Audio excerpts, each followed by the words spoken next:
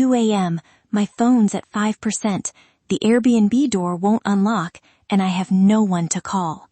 No way. Stay put. I'll call the host and ping the pod now.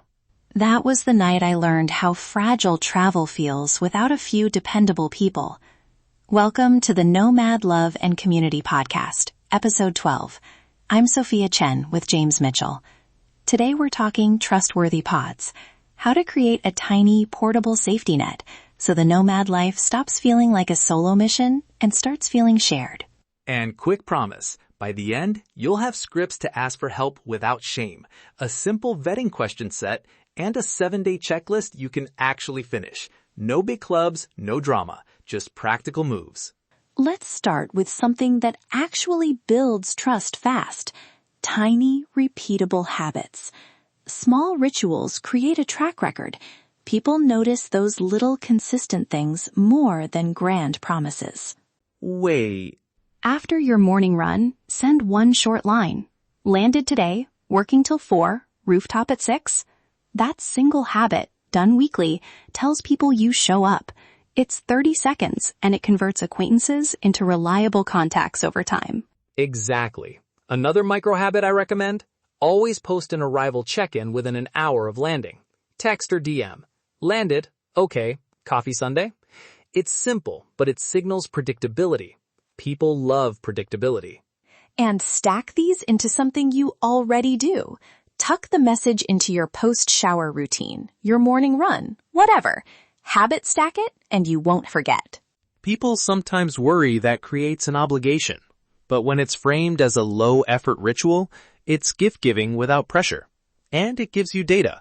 Who consistently replies, who checks in when you say you're sick. Let's talk appearance for a minute, because it matters more than you think. Not vanity, readability. Small, consistent cues make you easier to recognize and approach, which matters when you need help fast. Presence beats perfection. A tidy jacket, a neutral scarf, or a simple grooming token, like a polished shoe or a clean shave, says you're grounded. People are less inclined to step into someone else's chaos if they can't read them. For women, a signature lip balm or small necklace works the same way. Not a uniform, just a predictable signal so your pod can spot you in a crowded hostel bar or a busy market and say, there she is. Small things reduce friction. And those cues help with approach anxiety. If someone feels readable and steady, they're more likely to accept a favor or to step up during an emergency. Okay, third piece is communication.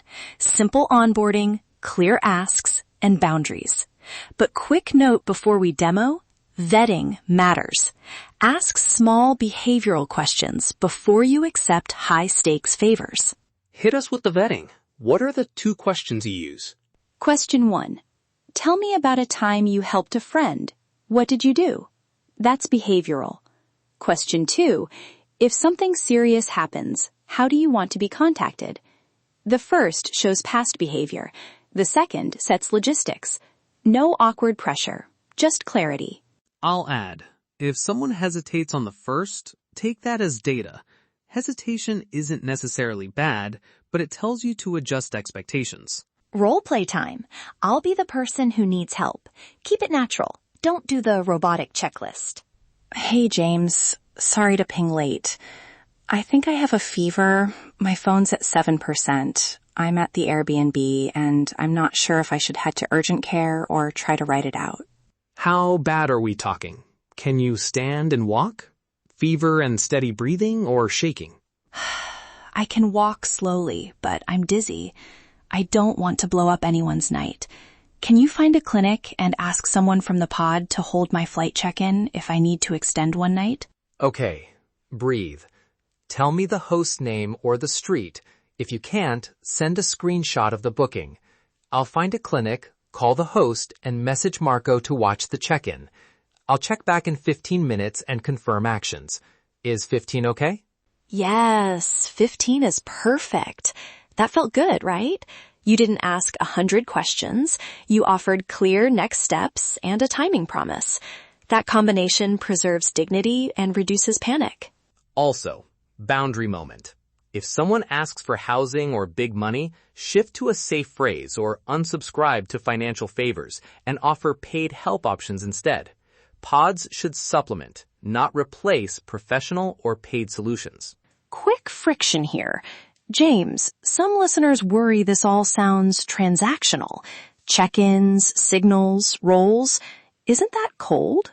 I'm glad you said that. I worried at first too, but structure actually protects warmth. When roles are clear, people can be generous without burning out.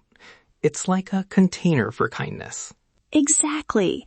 I once had a pod member call my embassy for me. Their willingness came from clarity, not obligation.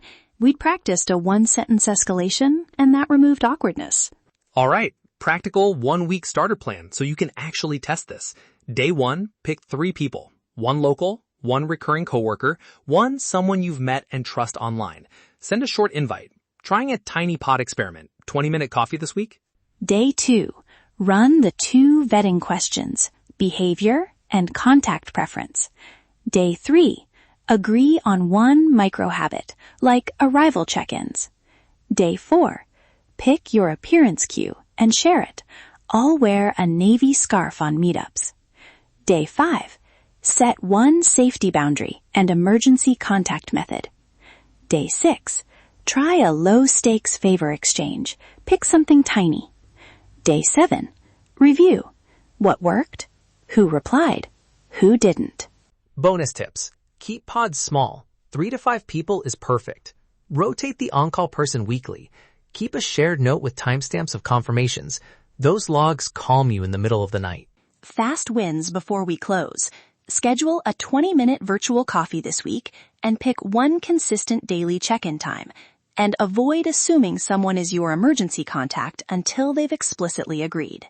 We built a pod starter kit to make this painless. Checklists, the vetting template, copyable scripts, and a lightweight tracking note. We'll link it in the episode notes so you can start tonight. Start with 1 person. Invite them for 20 minutes. Test 1 script. Wear 1 appearance cue for a week. Small daily habits create magnetic presence. Remember that? It applies here. All right. Final encouragement. Trust is portable when you have small systems. You don't need 100 friends. You need a few dependable people and clear agreements. That's our practical advice for today. Building strong connections is part of building a successful nomad life. Optimize yourself. Connect deeper. Live freer.